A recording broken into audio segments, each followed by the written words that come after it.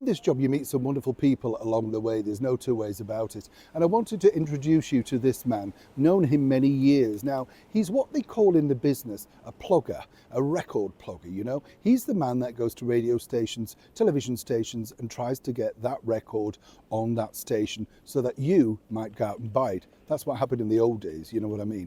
Yes, it's difficult now, isn't it?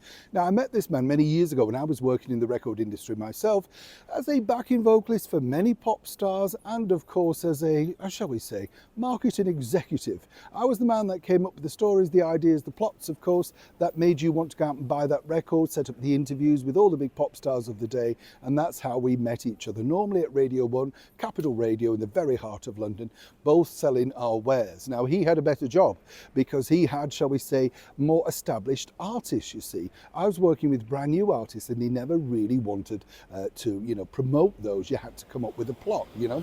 But Judd has had an illustrious career, let me tell you. And he shared a few memories with us, all about really starting out in the Cavern Club in Liverpool, where he's from, and of course his time doing so many other jobs, including persuading his Swedish superband ABBA to wear t-shirts when branding was even thought of. As ever, I'll leave it over to Joe to explain some of his wonderful stories. Do like and share and let me know what you think of them in the comments below. Now, tell us, you were mentioning in the green room about you've started your book. Where are you at with it all? Well, I keep on saying I'm almost finished, and then I'll think of something. Oh, I've forgotten that bit. So it keeps on. It's like an encyclopedia now. Yeah. I mean, you know, it's getting ridiculous. But there have been so many stories that and so many incidents that have happened in my life. I mean, it just goes on. And I'm now getting on what 79. So I've had a good life, and it's been colourful because I suppose I'm like the Arthur Daly of the business, the music business, because I had so many hats. I mean, you know, I'd worked on the Brits. I worked on the Brits for 21 years. Saw it all, Madge and all the Gordon Brown. I got wet with Gordon on that occasion. So I've done all that, but also as a musician, and that's what brought me to London. And was that the aim originally, Judd? Did you want to be a musician first? Well, I was with a band in Liverpool called the Hideaways. And we were the new find when the Beatles had success, Searchers, all the Mersey music went out. The Cavern wanted to get a band that would at least they could have some equity in. Yeah. So they got us as young kids. I was 15 at the time, and they signed us up to the agency. And then we done our first TV advert, and it's called Ticket Timex, and it was Timex watches. Oh, yeah. We're 15, and it's still up there. If you Google it, the Timex watches at the Cavern, you'll see a very young me, second from the right, playing a guitar, smiling away, and we all got a watch each. Mine broke the next day, so that was useless. I'm sure your mum must have been so pleased, though, you know, because you're a young lad. Oh, well, that was it. Well, I was a star. Yeah. I mean, I go down and be signing autographs for people, and I don't need them. But anyway, so we done that. But we played the Cavern. We hold the record for playing the Cavern over 500 times, more than the Beatles. Wow. So we got a plaque. We got a brick in the wall and a plaque in the Cavern Club. So I'm chuffed with that.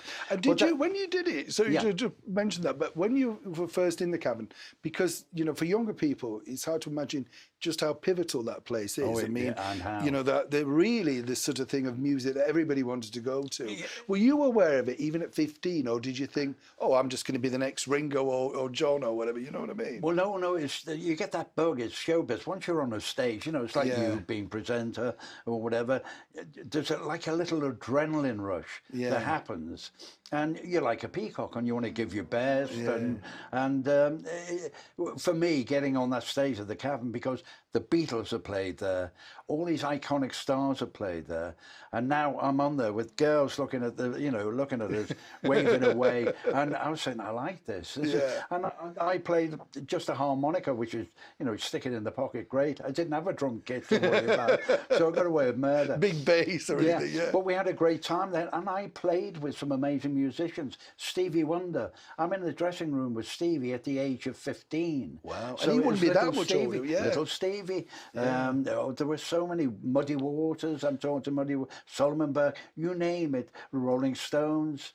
everyone was there. It was like but it was an iconic small cellar that really, when you arrived, it stunk. It was horrible smell of Dettol. Because they had a problem with the drains.